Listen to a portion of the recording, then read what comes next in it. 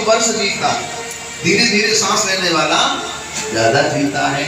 और सबसे जल्दी जल्दी सांस लेने वाला कौन है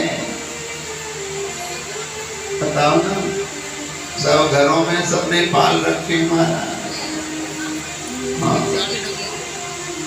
हम नाम नहीं लेंगे, कुत्ते महाराज। किसी को कुत्ता कह दो तो बुरा लगता है। बोलो जय श्री राम। बाबू सोना पाल रखे सब। आज के समय में तो कुत्ते को भी कुत्ता नहीं कह सकते आप। टॉमी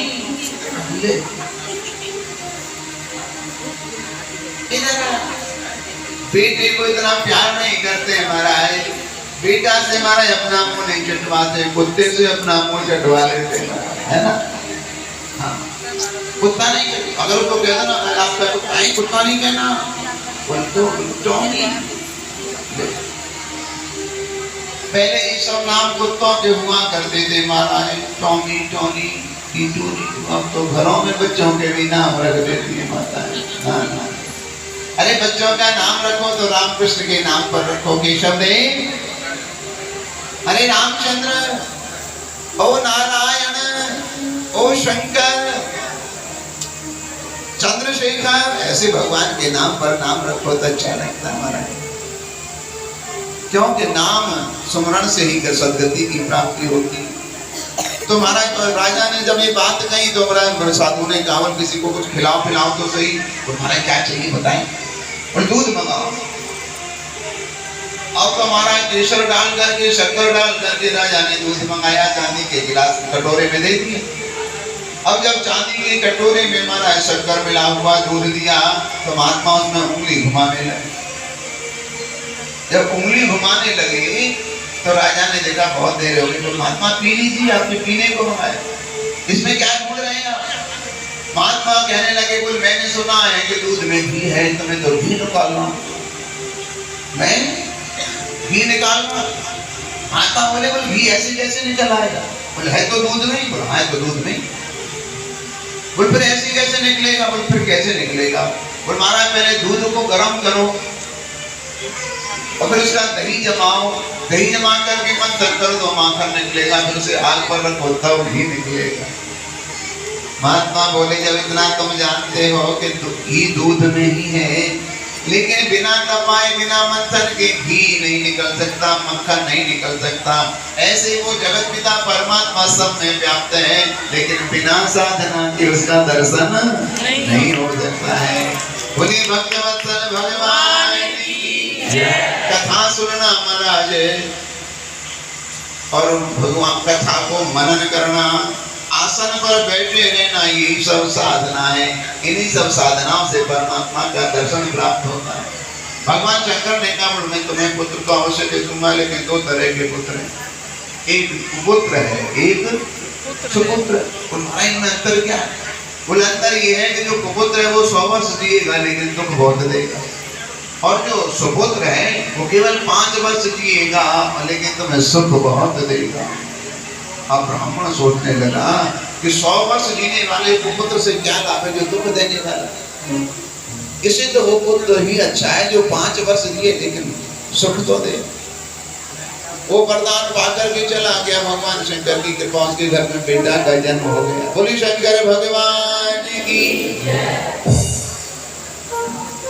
जब बेटा का जन्म हो गया, 4 वर्ष बालक तो बहुत दुलार प्यार किया, बहुत खिलाया, लेकिन 5वां वर्ष जैसे ही प्रारंभ हुआ चिंता हो गई, ये तो लास्ट, ये एक किसी वर्ष जिएगा फिर मर जाएगा। वो बड़े बड़े ज्योतिषियों के पास में गया, महाराज क्या करें? ज्योतिषियों ने कुंडली देखी, बोले तो बहुत जल्दी मरने वाला, इसकी आयु ज्यादा नहीं है। बोले महाराज क्या करूं? मृत्युंजय करा दो। बोले कुछ नहीं होगा, ये जितने भी मंत्र आदि हैं माताओं, जितने भी जाप आदि हैं, ये तब फलते हैं जब भगवान की कृपा होती है, जब भगवान अनुकूल होते हैं तब ये फल देते हैं। अगर भगवान की कृपा नहीं है, भगवान अनुकूल नहीं है, भगवान का अनुग्रह नहीं है, कितना भी मृत्युंजय जाप कर लो, कितने भी यज्ञ कर लो, कितने भी तीर्थ कर लो, कितने भी जादू टोना कर लो, कोई फलित होने वाले नहीं। ये तो भगवान की कृपा से फल दे। सारे जितने भी देवता हैं भगवान कृष्ण से कृपा उधार मांगते हैं। तुम शंकर के पास जाओ तो शंकर इनसे मांगेंगे, तुम्हारा इसको बेटा देना, थोड़ी सी कृपा दे। आप आपको लगता है कि मुझे शंकर ने दिया, लेकिन देते तो सबको यही है, क्योंकि कृष्ण वंदे जगत गुरु, कृष्ण सर्वोपरि है। तो ज्योतिषियों ने कहा महाराज अब तो कोई उपाय नहीं है, पर एक उपाय है, बोल क्या उनको सिद्ध संत मिल जाए, उसका आशीर्वाद मिल जाए तो ये बालक चिरंजीवी हो सकता है। लेकिन अब सिद्ध संत कहाँ मिलेगा? सिद्ध संत को ढूंढना बड़ा मुश्किल है। बोले एक काम करो, तुम तो गंगा किनारे पर जाओ, जो भी संत मिले, जो भी महात्मा मिले हैं, बस उनके चरणों में प्रणाम करा दें। उनके चरणों में प्रणाम कराओगे, उनका आशीर्वाद मिलेगा, इसकी आयु की वृद्धि हो जाएगी, चिरंजीवी हो। अब तो महाराज उस ब्राह्मण ने गंगा के किनारे अपनी कुटिया बना ली, गंगा में रोज स्नान करता, बालक भी स्नान करता, जो भी कोई गंगा स्नान करके निकलता, महात्मा ब्राह्मणों को चरणों में प्रणाम करता। देखा देखी बालक भी प्रणाम करता। जो आचरण माँ बाप करते हैं वही आचरण संतान भी करने लगती है। आप पैर छुओ तो वो भी पैर छुए, लेकिन हम क्या करते हैं? हम बालक से कहते हैं पैर छू, पैर छू। अरे तुम उसको करके बताओ तो बालक करने लगे। बालक तो नकल करता है। आप गाली दो तो बालक गाली देगा, आप राधे राधे बोलो तो बालक भी राधे राधे बोले। आप जैसा करोगे बालक वैसी नकल करता है। बालक को करके बताओ। तो ब्राह्मण सबको प्रणाम करता तो वो भी प्रणाम करने लगे। संयोग की बात, एक दिन सप्तऋषि आ गए, गंगा स्नान करके निकले थे। बड़ी बड़ी जटाएं थी, महाराज जटाओं में से गंगा का पानी गिर रहा था और माथे पर तिलक लगा हुआ था, हाथ में कमंडल था, गीले वस्त्र पहने हुए सप्तऋषि जा रहे थे। ब्राह्मण ने देखा, ब्राह्मणों को प्रणाम किया। छोटा सा बालक भी आया 5 वर्ष का, उन्होंने भी भगवान उस ऋषियों के चरणों में प्रणाम किया। जैसे ऋषियों के चरणों में प्रणाम किया, छोटे बालक को देख करके महात्मा प्रसन्न हो गई। ऋषिगणों ने आशीर्वाद दे दिया, चिरंजीवी रहो, आयुष्मान भव, आयुष्मान भवा कहते महाराज महात्माओं ने आशीर्वाद दिया है। तो ब्राह्मण की आंखों में आंसू आ गए। महात्माओं, हे ऋषिश्वरों, आपने तो इसको आशीर्वाद दिया है, लेकिन इसकी आयु तो केवल 3 दिन शेष रह गई, क्योंकि इसकी आयु तो केवल 5 वर्ष की है। अब 3 दिन शेष है, लेकिन आपने आशीर्वाद दे दिया है। आपका आशीर्वाद दिया हुआ जो वचन है वो तो असत्य हो जाएगा। अब तो ऋषि चक्कर में पड़ गए। अगर हमारा वचन असत्य हो गया तो दुनिया के लोग कहेंगे कि महात्मा तो झूठ बोलते। उन्होंने कहा ब्राह्मण एक काम करो। बोले क्या? इस बालक को हमें दे दो। ब्राह्मण ने सोचा कि वैसे भी तो 2 दिन बाद मरने वाला ही है, महात्मा को दे दो, दान कर दो। अब महात्मा को, सप्तऋषियों को उस बालक को दे दिया। सप्तऋषि उस बालक को लेकर के ब्रह्मा जी के पास में पहुंच गए। ये सप्तऋषि ब्रह्मा के पुत्र हैं महाराज। इन्होंने अपने पिता ब्रह्मा को प्रणाम किया तो देखा देखी बालक ने भी प्रणाम किया। जैसे ही बालक ने प्रणाम किया, ब्रह्मा जी ने प्रसन्न होकर के आशीर्वाद दे दिया, चिरंजीव भव। अब तो ऋषि हंसने लगे, बोले हमारी आफत छूटी, हमारी बला टल गई। ब्रह्मा जी बोले क्या बात हुई? बोले महाराज इस बालक की आयु के केवल अब 2 दिन शेष रह गए हैं। हमने आशीर्वाद दिया तो हम चक्कर में पड़ गए कि हमारी वचन कहीं झूठे ना हो जाएं, लेकिन अब तो आपने भी आशीर्वाद दे दिया। हम हमारे वचन झूठे होंगे तो आपके भी वचन झूठे होंगे। ऋषि झूठे तो ब्रह्मा जी भी झूठे कहलाएंगे महाराज। ब्रह्मा जी अपनी दाढ़ी पे हाथ फेरने लगे। बोला अब क्या करें? बोले कोई बात नहीं, इसका समाधान है, इसका समाधान है। और इसका समाधान क्या है? वो शंकर के पास चलते हैं। वो शंकर क्या करेंगे? वो शंकर राम राम रटते रहते हैं और शंकर सबके कल्याण देने वाले हैं, शंकर संहार करने वाले हैं, सबकी आयु का हरण और वृद्धि करने वाले हैं। तो वो कोई ना कोई समाधान देंगे। अब तो महाराज देवता जो हैं ब्रह्मा जी और सप्तऋषि शंकर के पास कैलाश में पहुंच गए। बोलो शंकर भगवान की जय। हमें आनंद कम आता है, आप लोग धीरे बोलते हो। हम ये शिकायत करते हुए चले जाएंगे कि आप लोग धीरे बोलते हो, माता ऐसी शिकायत क्यों कराओ? हम कहीं आगे जाके कथा कहेंगे, तुम्हें जरूर कहेंगे कि महिपालपुर में महाराज भरतो माता मंदिर में हम कथा करने गए थे। वहाँ की माताएं बोलने में बड़ा कंजूसी करती थी, देने लेने की बातें बिल्कुल नहीं कहेंगे।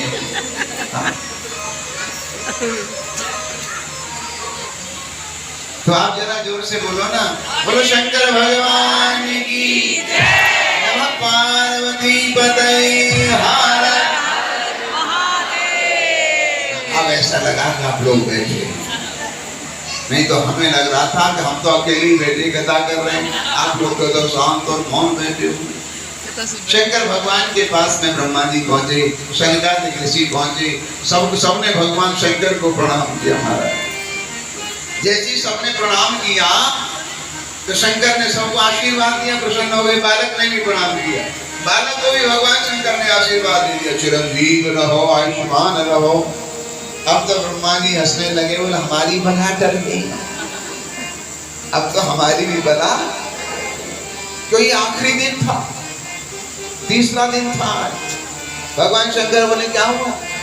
तब सारा वृतांत सुनाया। महाराज इस तरह से इसको आशीर्वाद दिया, तुम्हारे ये झूठे बनते, हमने आशीर्वाद दिया तो हम झूठे बनते, तो हम आपके पास चले आए, लेकिन अब तो आपने भी आशीर्वाद दे दिया तो हम झूठे कहलाएंगे, तो आपको भी लोग झूठा कहेंगे। भगवान शंकर बोले ऐसा है, ये बालक है किसका? तो सारा वृतांत सुनाया कि महाराज काशी नगर के में रहने वाले एक ब्राह्मण का पुत्र है। शंकर प्रसन्न हो गया, रे ये तो मेरा ही दिया हुआ पुत्र है, ये तो मेरा ही दिया हुआ, ये तो मेरा बेटा है। भगवान शंकर ने उसे अपनी गोदी में बिठा लिया।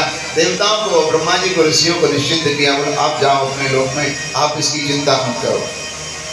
अब उस बालक को अपना ही एक लिंग रूप, महाराज पिंडी रूप भगवान शंकर ने दिया। बोले बेटा इसके पास बैठ जा और मेरा नाम रटता रहे, ओम नमः शिवाय, ओम नमः शिवाय। और ज्यादा कुछ मत कर, इस बेल के पत्ते से, पेड़ से पत्ते लेकर के मेरे ऊपर में चढ़ा दे और मेरा नाम उच्चारण करता है। अब तो हमारा प्रातः काल से लेकर के सायंकाल तक, सूर्य अस्त से लेकर, उदय से लेकर के अस्त तक वो नमः शिवाय करता रहा। बेलपत्र शंकर के ऊपर में चढ़ाता, नमः शिवाय कहता। जब सूर्यास्त हो गया, उसकी आयु का दिन समाप्त हो गया, यम के दूत आ गए महाराज। लेकिन जहां तक शिवालय बना हुआ था महाराज, वहां तक यम के दूत घुस नहीं सके, वो बाहर ही खड़े रहे। अब वो घबरा कर भी यमराज के पास पहुंचे। महाराज उस बालक की आयु खत्म हो गई है, लेकिन हम तो भीतर घुस ही नहीं पाते। बोले क्यों? बोले शंकर जी के पास बैठा हुआ है, हम वहां कैसे जाएं? यमराज ने कहा अच्छा कोई बात नहीं, मैं जाके देखता हूँ। स्वयं यमराज जो है बैठ करके आए हैं और जाकर के देखा तो शंकर के भजन में संलग्न है, नमः शिवाय नमः शिवाय नमः शिवाय कह रहा।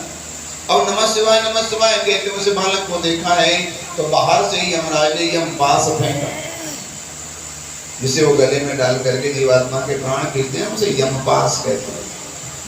वो यम पास जैसे ही फेंका है महाराज, उस यम पास को देख करके बालक घबरा गया और घबरा करके नमः शिवाय कहते हुए इस बालक ने शंकर को अपने बाहों में भर लिया। जैसे शंकर को अपनी बाहों में भरा, घबराए हुए बालक को देखा, त्रिशूल लेकर के भगवान शंकर प्रकट हो गए। बोलो शंकर भगवान। और त्रिशूल लेकर के यमराज को मारने के लिए दौड़े। यमराज ने हाथ जोड़े, महाराज क्या करते हो? हम तो आपके डिपार्टमेंट से आते हैं, आपका डिपार्टमेंट है महाराज। भगवान शंकर बोले तुमने इस बालक को मारने की हिम्मत कैसे की? बोले महाराज हमारा तो काम ही है, जिसकी आयु समाप्त हो जाती है हम उसे हम लोग ले जाते हैं। इसकी आयु समाप्त हो गई इसलिए हम लेने आए। बोला आयु समाप्त हो गई ये कैसे तो जान लिया? बोले महाराज 5 साल से इसके जीवन की। बोले 5 साल तुमने दिए कि मैंने दिए? बोले महाराज वो तो आप ही ने दिए। तो गणना तुम्हारे हिसाब से होगी कि मेरे हिसाब से होगी? यमराज बोले गणना भी महाराज आप ही के हिसाब से होगी। हाँ तो महाराज भगवान शंकर कहने लगे तो सुनो कि ब्रह्मा जी के आयु में ऐसे भी तत् कल्प अनेक